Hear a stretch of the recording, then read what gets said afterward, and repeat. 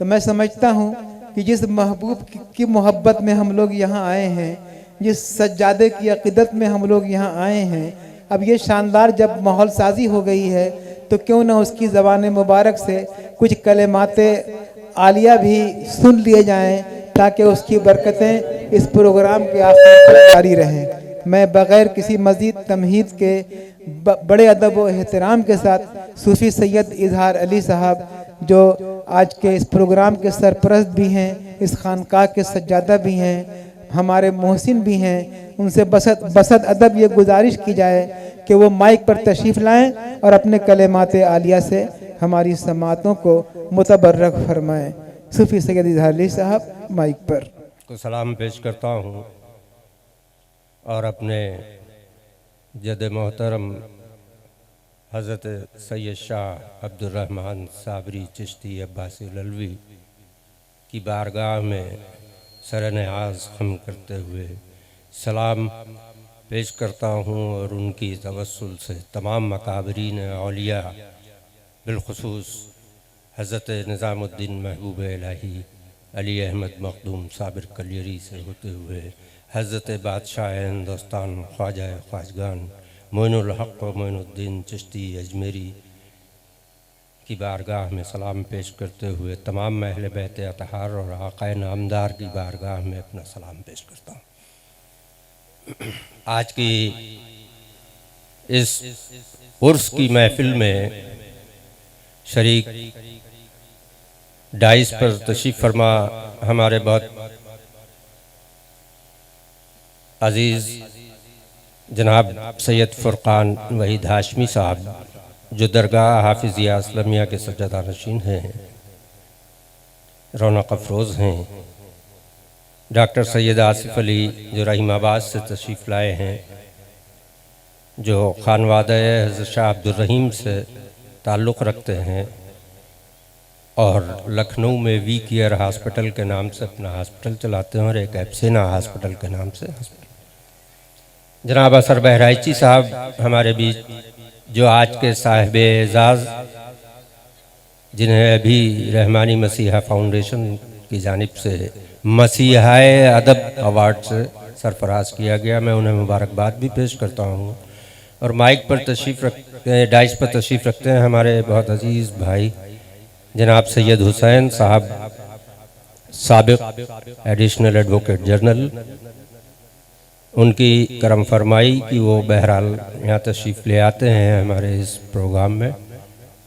राशिद राही साहब, खालिद सबरहदी साहब, डॉक्टर हारून रशीद साहब, जनाब इरशाद बाराबंकी साहब, डॉक्टर रेहान अलवी साहब, जनाब सगीर नूरी साहब, जनाब कारी इस्लाम आरफी साहब और जनाब हाफिज़ शरीफ आरफी साहब।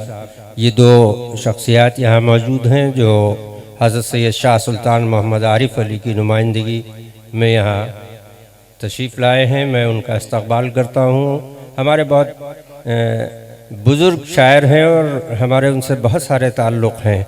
मैं सब नहीं वाह करता, लेकिन कम से कम इतना तो है कि मैं भी बाराबंकी का हूँ और बाराबंकी का एक साहिब दीवान शायर जिनका अभी इस्तक़बाल किया गया अलहाज नसीर अंसारी साहब, मैं उन्हें बहरहाल मुबारकबाद पेश करता हूँ। अपनी जिस हलालत के बावजूद यहाँ वो तशरीफ़ लाए हैं अपनी अक़ीदत में, वो काबिल सताइश है। बहरहाल सलीम ताबिश साहब, जनाब सिराज साहब, जनाब शकील साहब, हमारे अज़ीज़ भाई यहाँ मौजूद हैं, मोहम्मद फ़ारूक ख़ान उर्फ चांद, उसके अलावा डॉक्टर मनमोहन सिंह दर्द साहब, वक़ार काशिफ साहब, जनाब शकील साहब एडवोकेट जो पीछे अपनी नशिस्त तलाश कर रहे हैं। मैं चाहता हूँ कि कोई एक मुंतखब कर लें, उस पर बैठ जाएं। उसके अलावा आमिल अशरफी साहब हैं और हमारे खानका आरिफिया सैयद सरावा से वहाँ के मुदर्रिस और बहुत फ़ाल वो ये है इस वक्त के राइटर हैं, जो तमाम तरह के दीनी मसाइल पर अपनी रिसर्च भी कर रहे हैं और अपने मकालाजात भी पेश करते हैं। मैं उनका इस्तक़बाल करता हूँ। मस्जिद रहीमाबाद के इमाम साहब मौजूद हैं, डॉक्टर महबूब ख़ान साहब मौजूद हैं और हमारे राजेंद्र शुक्ला जी मौजूद हैं और बहुत सारे हमारे तमाम कुछ लोग जो पीछे हैं जिन्हें आगे होना चाहिए था, वो बहरहाल कहीं भी रहें। वो हमारी आँखों में उसी तरह है जैसे होना चाहिए। मैं इसके अलावा मजहर साहब और रज़ी साहब और ज़िया अंजुम साहब जो ये लोग लखनऊ से तशरीफ़ लाए हैं उनका भी इस्तक़बाल करता हूँ। इस महफ़िल का ताल्लुक़ उर्स से है, मेरे जद मोहतरम का उर्स है, उसी के सिलसिले में ये आज की शेरी महफ़िल है। उर्स का ताल्लुक़ कुछ लोग समझते हैं कि बाद में शुरू हुआ, लेकिन मैं समझता हूँ कमोबेश 1400 बरस पुराना ताल्लुक़ है उर्स का। ये अलग बात है कि लोग उसके बारे में अपनी तहक़ीक़ आगे नहीं बढ़ाते हैं। मैं समझता हूँ कि फ़ुरक़ान वहीद हाशमी साहब हमारी इस बात पर देंगे। बहरहाल उर्स के सिलसिले से इसलिए बात करना चाह रहा हूँ कि उर्स की महफ़िल है और जिस जसारत के साथ अभी हमारे ज़ीशान सल्लल्लाहु ने मनक़बत पेश की, तो मेरा भी जी चाहता है कि कुछ जसारत करूं। बच्चों को देखकर भी कभी ये होता है कि कुछ किया जाए। तो उर्स के सिलसिले से मैं ये जसारत ही कर रहा हूँ, किसी न किसी को करना ही पड़ेगी। और मैं ये सोचता हूँ क्योंकि मेरे गले में बहुत सारे तौक़ हैं, एक और पड़ जाएगा तो कोई बहुत परेशानी नहीं होगी। अभी पिछले 10 बरस से 12 बरस से पाकिस्तान में एक नए किस्म का उर्स शुरू हुआ, उसको देखकर हिंदुस्तान के लोगों ने भी वो उर्स शुरू कर दिया। तो बहरहाल ये उर्स शुरू तो हुआ, मैं नहीं जानता कि क्यों हुआ। कुछ लोगों से बातचीत की तो लोगों ने ये बताया कि साहब वो उम्मत के मामूजान हैं, इसलिए इस उर्स का एहतमाम किया गया। तो मैं बहरहाल उनकी बात को तस्लीम करता हूँ, इसलिए कि सच्चाई से इनकार नहीं किया जा सकता है। लेकिन अगर ये बात है तो इससे ज़्यादा मुस्तहक है जनाब अब्दुर्रहमान इब्न अबू बकर रज़ी अल्लाह अन्हु, क्योंकि वो भी उम्मत के मामूजान हैं। हज़रत मोहम्मद इब्न अबू बकर वो भी उम्मत के मामूजान हैं। जनाब अब्दुल्ला इब्न उमर वो भी इसके मुस्तहक हैं कि उनका भी उर्स मनाया जाए। अगर वाकई मनाया जाए इसलिए तो फिर पहले उनका मनाया जाए, बाद में इनका उर्स मनाया जाए। और किसी ना किसी को करना चाहिए। अगर कोई गलत रविश कायम हो जाए तो उसके लिए अपनी बात कहने का हक मुझे है, मानना न मानना आदमी का अपना काम है। बहरहाल मैं अपनी बात कहना चाहता था। उसी के सिलसिले से फिर कुछ इस तरह की भी बातें की जाती हैं, ये मैं चाहता हूँ कि यहीं कर लूँ कि हमारे आका और मौला जनाब मोहम्मद रसूलुल्लाह सल्लल्लाहु अलैहि वसल्लम की आबा व अजदाद के बारे में अच्छे ख्यालात नहीं किए जाते। और जिसमें जो शरीफुन्नफ्स लोग हैं वो कहते हैं अच्छा ठीक है, कुछ हम गलत लफ्ज़ तो नहीं इस्तेमाल करते, लेकिन सुकूत अख्तियार करते हैं उनके बारे में। ना अच्छा कहते हैं ना बुरा कहते हैं, क्योंकि उन्होंने कलमा नहीं पढ़ा था। उन्हें होश के नाखून लेने चाहिए। जो लोग भी इस तरह का, सबकी बात नहीं कर रहा हूँ, अहले इल्म हजरात जानते हैं, लेकिन एक तबका है जो इस तरह की बात करता है। मैं उनके लिए कहना चाहता हूँ कि उन्हें शर्म आनी चाहिए कि जिसका आप कलमा पढ़ते हो उसके वालिद मोहतरम और उसकी वालदा के लिए इस तरह का ख्याल रखते हैं। और ये सिर्फ मेरे जज्बात नहीं है, बल्कि आपसे मेरी गुजारिश है कि आप अपना मुताला वसी करें। इस वक्त मौजूदा दौर में एक डॉक्टर सदाकत हुसैन फरीदी साहब, अल्लाह उनको मजीद तरक्की दे, मजीद उम्र अता फरमाए, उनके इल्म में इजाफा फरमाए कि उन्होंने 1200 तफसीरें और तमाम अहादीस सहिया की बुनियाद पर अपने तहकीकी मकाले के साथ उन्होंने जो किताब पेश की है उसमें हदीस सही और सही बुखारी से ये हवाले दिए हैं कि आक़ाए नामदार सल्लल्लाहु अलैहि वसल्लम को जब अरब के उन जालिम लोगों ने कबूल नहीं किया और ये कहकर कहा कि क्योंकि उनकी सदाकत को, उनकी शराफत को, उनकी अमानतदारी को कोई आदमी झुठला नहीं पा रहा था, तो उन्होंने एक मिसाल दी अरब की कि वो रोड़ियों से कोई खजूर का पेड़ पैदा हो गया। गोया कि रसूल अकरम सल्लल्लाहु अलैहि वसल्लम की तो बात को तस्लीम किया, लेकिन उनके आबा अजदाद को उस रोड़ी से जब तशबीह दी तो आका को बहुत तकलीफ हुई। तो आपने हज़रत हस्सान बिन साबित को बुलाकर ये कहा और हुक्म दिया कि तुम मेरे वालिद मोहतरम और वालिदा की शान में शेर कहो और मैं सुनूंगा। और उनको बैठाल कर अपने वालिदैन करीमैन की शान में शेर सुने हैं आपने। मैं इन तमाम शायरों की नज़र करता हूँ ये मामला कि अगर ये आज वहाँ बैठे हैं तो ये सब आका के हुक्म की उस इत्तबा में, हजरत हसन बिन साबित की इत्तबा में आज यहाँ शायरी कर रहे हैं। और हसन बिन साबित ने भरपूर शायरी की और आबा अजदाद की जो उन्होंने तारीफें की और उसको उस सिलसिले से की है। ये वो पाक सुल्ब है कि जिसको अल्लाह ने पहले खल किया नूर से, एक नूर से हजरत मोहम्मद रसूलुल्लाह और अली करमल्लाहु वजहुल करीम को वो पर अर्श पर खल किया। मैं इसके लिए भी कहता हूँ, यह हजरत अबू हुरैरा रज़ियल्लाहु तआला अन्हु से रवायत एक मौजूद है कि आलम अरवाह में अल्लाह ने वादा लिया कि मैं तुम्हारे लिए ये एक रसूल महबूस कर रहा हूँ और ये अमीर महबूस कर रहा हूँ। तमाम अरवाह ने कहा कालू बला, सब ने उसको एक्सेप्ट किया और उनकी रूहें इस दुनिया में आने के बाद कुछ खुशनसीब थी कि जिन्हें याद रहा, कुछ बदनसीब थी कि जो भूल गए। उनसे ज्यादा बदनसीब वो लोग हुए कि जिन्होंने कलमा तो ला इलाहा इल्लल्लाह मोहम्मद रसूलुल्लाह पढ़ लिया लेकिन अमीर अली को तस्लीम करना कबूल नहीं किया। उन्हें अपनी किस्मतों को मानना चाहिए, रगड़ना चाहिए, अपने इल्म को बढ़ाना चाहिए। रह गया ये कि तसव्वुफ क्या है, सूफिज्म क्या है।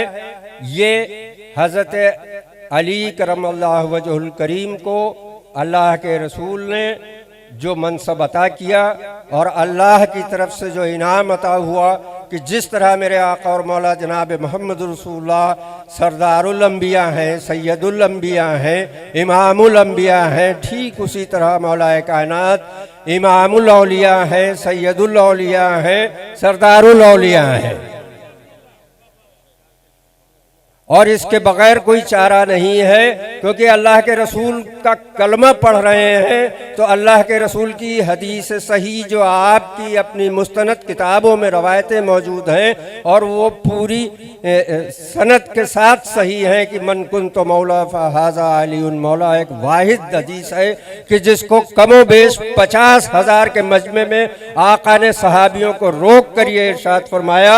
और उस हदीस को अगर आप सिर्फ सुनकर टाल देते हैं, उस पर यकीन नहीं करते, अमल नहीं करते, गोया कि आप नाफरमानी रसूल करते हैं। और जब नाफरमानी रसूल करते हैं तो नाफरमानी खुदा है ये। तो आप खुद समझदार हैं, इसको समझने की कोशिश करें। मुल्ला मौलवियों से ज़्यादा ज़रूरी है, क्योंकि हर मुसलमान को अपना दीन आना चाहिए। हम अगर आज इस वजह से दीन है कि मैं सैयद सिराज अली का बेटा हूँ इसलिए मैं मुसलमान हूँ, तो मुझे अपना मुहासबा करना चाहिए, बल्कि मुझे दीन मोहम्मदी पढ़कर इख्तियार करना चाहिए। जब वो हक सा लगे तो इख्तियार करना चाहिए। तो आप दीन मोहम्मदी को पढ़िए, न कि फ़िक़ह पढ़िए। आप कुरान पढ़िए, कुरान के तराजिम पढ़िए और उन कदीम मुफस्सिरीन की तफसीरें पढ़िए। मैं समझता हूँ कि तमाम मसाले ये अपने आप हो जाएंगे। कोई ज़रूरत नहीं किसी तरह की किताबों की। आप कुरान करीम का मुताला करें, अल्लाह से भीख मांगें कि वो आपको हक रास्ता दिखाए। सब कुछ रोशन है उसमें, कुछ छुपा नहीं है। और हमारे तमाम अकाबरीन इसको अपनी तफसीरों में पहले बयान कर चुके हैं। आप नई तफसीरें पढ़कर गुमराह हो रहे हैं, दूसरी तरफ जा रहे हैं। उन लोगों से नहीं सीख रहे हैं जिन लोगों को तफसीर का हक है, जिन लोगों को कुर्ब का दौर हासिल था, जो लोग अल्लाह के रसूल के दौर से करीब थे और बल्कि अल्लाह के रसूल के दौर में थे, जिनमें अल्लाह के रसूल ने खुद हज़रत इब्न मसूद और हज़रत इब्न अब्बास के लिए अगर ऐलान कर दिया है तो आप उनकी तफसीरें पढ़िए ना, और उससे मुकाबला कर लीजिए कि आज जो आपको बताया जा रहा है वो क्या है और जो अल्लाह के रसूल ने जिनको सनद दे दी है उन्होंने क्या बयान किया है। मैं नहीं कहता कि आप आइए और अहमद रज़ा खां का कलाम पढ़िए। मैं नहीं कहता कि आप फरंगी महल चले जाइए और मौलवी साहब से फतवा ले लीजिए। मैं आपको बिल्कुल एकदम ऑथेंटिक बात कह रहा हूँ कि आप कुरान पढ़िए और उसके बाद रसूल ने जिसे सर्टिफाई कर दिया है जनाब मोहम्मद रसूलुल्लाह सल्लल्लाहु अलैहि वसल्लम, उनकी तफसीर पढ़ लीजिए, आपके तमाम मामलात साफ हो जाएंगे। इख्तलाफात होते हैं, वो होने चाहिए, कोई बात नहीं है, लेकिन जिस रविश के साथ आज हम मुसलमान होने के बाद इतने गिरोहों में बट गए हैं सिर्फ इन फिक़हों की बुनियाद पर, यह अफसोसनाक है, बहुत अफसोसनाक है। हमें इख्तलाफात का हक है, लेकिन उलमा को अपने अपने खानकाहों में अपनी अपनी मसनद पर बैठकर उस पर मशवरा करना चाहिए। आवाम को एक साथ, एक कलमे के साथ, एक कुरान के साथ एक जगह खड़े होकर एक रास्ते पर चलना चाहिए। जनाब रसूल अकरम का दीन जो भी है उसकी असास और उसकी बुनियाद मोहब्बत है, उसकी असास मोहब्बत है। मैं हवा में नहीं कहता। अल्लाह के रसूल ने हजरत उमर रज़ियल्लाहु ताला अन्हु को आवाज दी और कहा, है उमर तुम मुझे कितना चाहते हो? तो उन्होंने बताया। अल्लाह के रसूल ने इरशाद फरमाया कि हरगिज हरगिज तुम उस वक्त तक मोमिन नहीं हो सकते जब तक तुम जान, माल, आल, औलाद, हत्ता के हर चीज से ज्यादा मुझको न चाहो। गोया की मोहब्बत की बुनियाद पर मोमिन है, अपने आमाल की बुनियाद पर मोमिन नहीं है। हक है, हक है। अगर मैं गलत कह रहा हूं तो आप मुझे साबित कर दीजिए। अल्लाह के रसूल सल्लल्लाहु अलैहि वसल्लम की हदीस का मफहूम आप तक पहुंचाने की जसारत कर रहा हूं, और किस जलीलुल कद्र सहाबी से इरशाद फरमाया है इसको भी मद्देनजर रखें कि हजरत उमर को आवाज दे के ये फरमाया। और इसको कोई आदमी डिनाई नहीं कर सकता, किसी मसलक का कोई फकीह, कोई आलिम डिनाई नहीं कर सकता इस हदीस शरीफ को जो मैं कह रहा हूँ कि हजरत उमर रज़ियल्लाहु ताला अन्हु को बुला कर ये कहा, और उस वक्त तक तुम हरगिज हरगिज मोमिन नहीं हो सकते जब तक अपनी हर चीज से ज्यादा मुझको न चाहो। गोया की मोहब्बत ईमान ठहरा, और इसी मोहब्बत का दर्स इन सूफिया कराम ने दिया है, इसी मोहब्बत का दर्स इन्हीं औलिया कराम ने दिया है जिनकी खानकाहें आज भी रोशन हैं, और एक नहीं अनगिनत रोशन हैं। बिलखुसूस मैं अपने जद मोहतरम जनाब हज़रत अब्दुर्रहमान साबरी चिश्ती अब्बासी ललवी रहमतुल्लाह अलैह की भी किताबों का मुताला करने के लिए आप हजरात से भी गुजारिश करता हूँ, मैं भी कोशिश मैं पढ़ूँ और समझ सकूँ। आप इन बुजुर्गों को समझें। इन खानकाहों में सिवाय मोहब्बत के कुछ नहीं बांटा गया, कोई मसलक नहीं रखा गया, कोई मजहब नहीं रखा गया। सिर्फ मखलूक खुदा अगर वहाँ आ गई है, वो गोया किसी मजहब से ताल्लुक़ रखती हो, किसी मसलक से ताल्लुक़ रखती हो, उसका दीन कुछ हो, बल्कि कोई दीन नहीं, वो बेदीन हो। हत्ता के रसूल अकरम ने तो बेदीनों पर ही अपनी मोहब्बत नछावर की है। जो बेदीन थे उन्हीं को मोहब्बत से जीता और उनको दीन अता किया, तो मोहब्बत ही तो दी है, मोहब्बत के बदले में ये पाया। और उसी को ये चिराग रोशन है सूफिया एकराम की खानकाहें कि यहाँ भी सिर्फ मोहब्बत बांटी जाती है और कोई तफरीक नहीं है हिंदू मुसलमान सिख ईसाई और बरेलवी देवबंदी और शिया और सुन्नी और ये और वो और वो और वो, कुछ नहीं। जो अकीदत से आया उसका इस्तकबाल है। यही मेरे अकाबरीन ने मुझे हुक्म दिया है, मैं उनका खादिम हूँ, उसी पर चल रहा हूँ। यही कोशिश करता हूँ कि यह मोहब्बत मैं आप तक बांट सकूँ और आपसे पा सकूँ। जाहिर है कि कुछ भी पाने के लिए पहले कुछ देना पड़ता है। मैं कोशिश करता हूँ, पहल मैं कर रहा हूँ, उम्मीद आपसे रखता हूँ कि आप भी मोहब्बत देंगे हमें। ये मेरा जहाँ तक ख्याल है कि मिलना चाहिए। मेरा और कोई मैसेज नहीं है इसमें, सिर्फ इतनी सी बात है कि जब हम कलमा एक पढ़ते हैं, हमारा कुरान एक है, हमारा क़िबला एक है, तो हमको समाजी हैसियत में बंटना नहीं चाहिए। इख्तलाफात की जिनके अंदर सलाहियतें हैं वो करें, उन्हें करने दीजिए, वो उनका हक है। आपने तो सुन सुना कर लिया, ख़ानदानी तौर पर आप मुसलमान हो गए और उसके बाद जो भी ईमान नहीं लाया उसको हिकारत से देख रहे हैं। अरे भाई उसे समझाइए ना, जिस दिन उसे समझ में आ जाएगा वो भी आ जाएगा। लेकिन जब आपकी ज़िंदगी का मामला ये है कि शिया सुन्नी से लड़ रहा है, सुन्नी शिया से लड़ रहा है, देवबंदी वहाबी से लड़ रहा है, वहाबी देवबंदी से लड़ रहा है, वहाबी बरेलवी से लड़ रहा है, तो फिर वो काहे के लिए यहाँ आएंगे कि भैया वहाँ कौन जाएगा, वहाँ सब एक दूसरे की काटे हुए हैं। आप अपनी ज़िंदगियों को वो नमूना बनाइए जो मेरे आका जनाब मोहम्मद रसूलुल्लाह सल्लल्लाहु अलैहि वसल्लम की मंशा थी अपनी उम्मत से। और अगर उसके बाद न हो, मुझे कोई एक आदमी बता दे, कोई किताब बता दे, कोई एक तारीख का कोई झूठा हवाला दे दे कि जब हज़रत ख्वाजा मोइनुल हक मुहिद्दीन चिश्ती अजमेरी जो पहले मुबल्लिग़ दीन के इस हिंदुस्तान में तशरीफ़ लाए, अगर किसी एक आदमी का दरवाज़ा खटखटाया हो, अगर किसी एक आदमी से आपने ये कहा हो कि तुम कलमा पढ़ लो,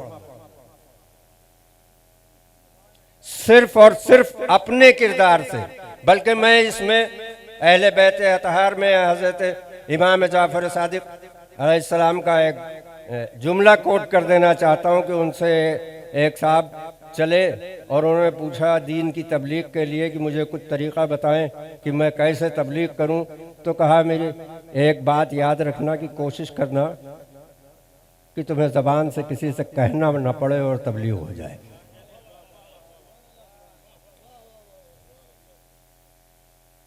मेरा ख्याल है यहाँ जो लोग बैठे हैं कम लोग सही, लेकिन सब साहिब इल्म हैं और रोशन दिमाग लोग हैं। मैं अपनी बात कह सका जो कहना चाहता था। और तसव्वुफ़ क्या है जिस पर एतराज़ात हैं वो कहकर वक्त बहुत कम है, शोरा हमारी फहरिस्त लंबी है, मैं और वक्त नहीं लेना चाहता। सिर्फ एक गोशा देकर तसव्वुफ़ की बात पर मैं अपनी बात को अख्ताम करना चाहता हूँ।